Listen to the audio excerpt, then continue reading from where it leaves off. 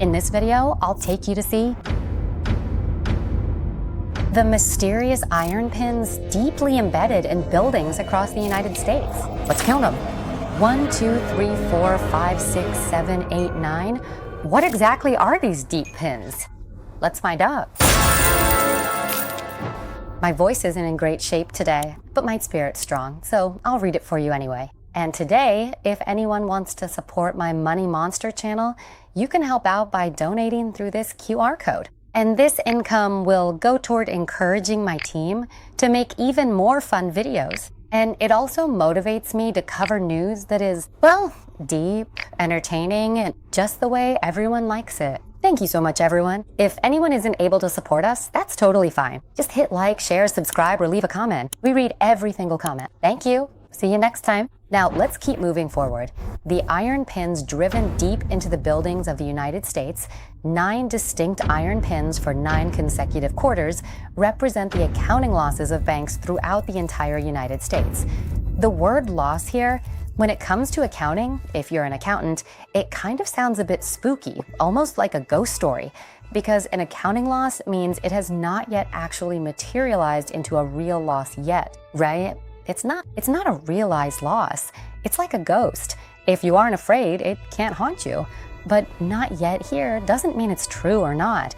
It depends on what's hit. How serious it is? Negative $516 billion. That's the current accounting loss value for banks across the United States right now. And as I mentioned, as you can see in this chart, it's been in the red for 9 consecutive quarters. And it's been deeply negative too. According to FDIC data, the accounting losses for banks in the United States have continued to increase by 8.2% since the last quarter of 2023. That's an increase just in one quarter of $38.9 billion US dollars. That's the total loss for all the banks in the country with such deep negative balances. Part of the reason is because US government bonds have dropped in value, right? Ever since the Fed announced interest rate hikes. But there's another factor as well, which might even be a bigger factor. That is, the assets that banks are holding are mostly buildings, especially commercial buildings or what's called commercial real estate. Right now, the price of commercial real estate in the US has dropped by 80 to 90%. 80%? How much is that?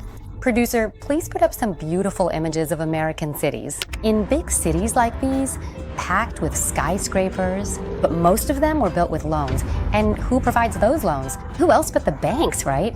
So keep that image of a super modern city in your mind because prices have dropped by 80 to 90%. That's not so modern anymore, right?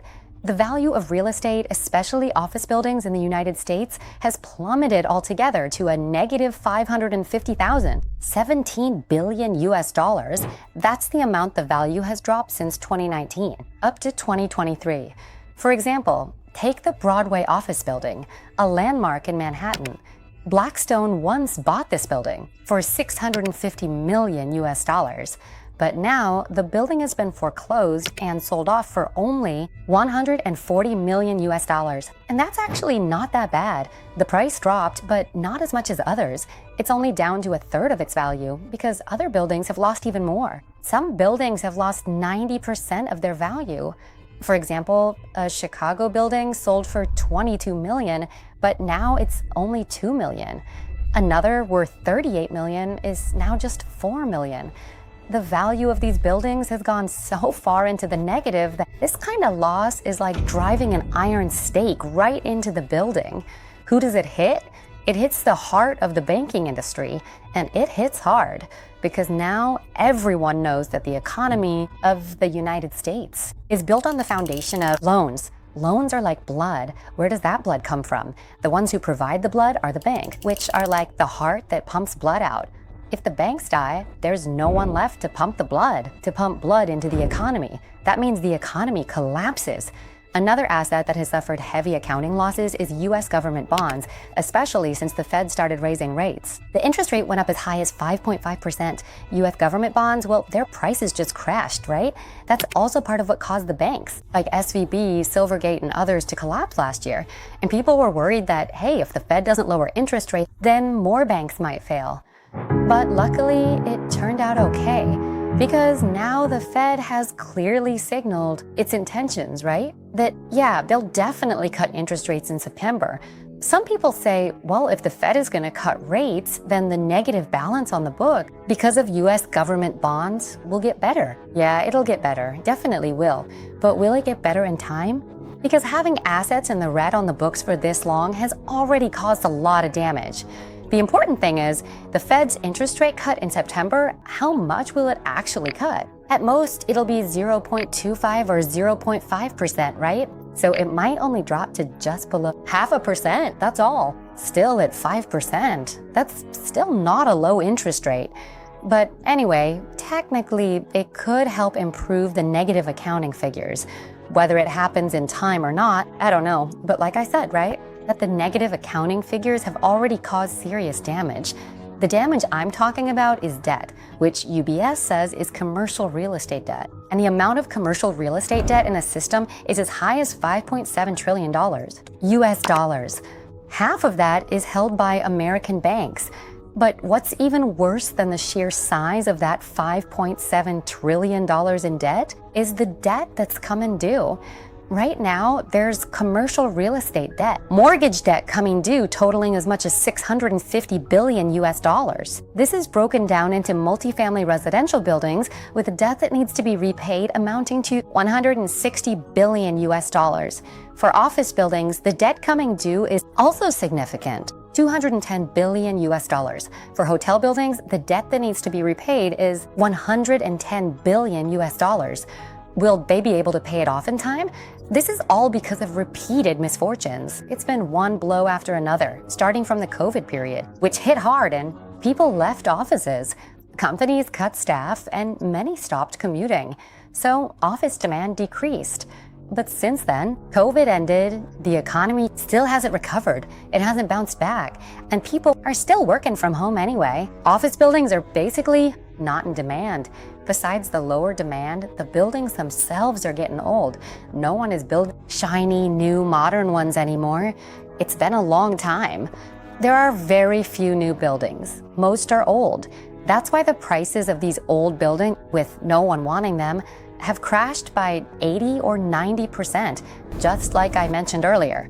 So what I've been explaining basically means that the commercial building industry, commercial real estate in the United States, the people who own these buildings are what we call landlords, and LRRS also don't have the ability to pay off their debts either. Because if you look at just how little demand there is, you can see it right here. The vacancy rate for commercial real estate hits as high as over 10%. And in places like Austin, the vacancy rate is as high as 23%. Because even though people know that, hey, the Fed is thinking to lower interest rates, borrowing costs will go down, but it still might not be soon enough, right? And if the building you own, if the price has dropped this much, is it even worth it? If I just keep making payments on the building like this, it's led some landlords to decide to stop paying their loans altogether. They just stop making payments and toss the keys to the bank to let them repossess the property. At this point, the first unlucky party is the landlord who loses their building, right? But you could say that. It might not hurt as much as it does for the bank, which now has to take on all these buildings with plummeting values and hold on to them. If they try to sell, they'll have to take a huge loss. But what's even worse is that they can't sell at all. There's just no buyers. Still, there is at least some good news, because ever since I went to interview, after interviewing this person, they said that while a recession could happen, it's not very likely. Or if it does happen, it won't be as severe as the 2008 hamburger crisis. That's because the debt, the commercial real estate debt that's coming due in 2024 and 2025, this is the most critical hurdle. The hardest hit will be from the commercial real estate debt impacting the US banking sector. Because if you look at the graph here, you'll see debt reaches its peak in 2024 and 2025. If we can get through these 2 years, the amount of debt will decrease. There's no additional debt created, then commercial real estate won't collapse, the banks won't collapse, and they'll be able to survive. That would mean the curse of the 9 iron nails, the 9 quarters, poured into US commercial real estate just mean accounting losses, a curse that doesn't work. In short, we must watch this. First, if the US can make the economy recover so companies hire again, and for the economy to improve enough for companies to start hiring again, to bring back a lot of jobs, or not. Check the unemployment rate. It rose to 4.3%, so it may drop next time. We should also look at the ISM, or the Industrial Sector Index. Has new orders? Are more coming? It should be over 50%. But if these two things don't happen, if things don't get better, then even if the Fed cuts interest rates, general loans in the US commercial economy will still have high interest rates, will still be expensive, because there are loans from commercial real estate. Those mortgage debts, which are high-risk debts, will pull the interest rate benchmark higher, even though the Fed has cut rates. That's because real estate debt is so risky, it's on the verge of default.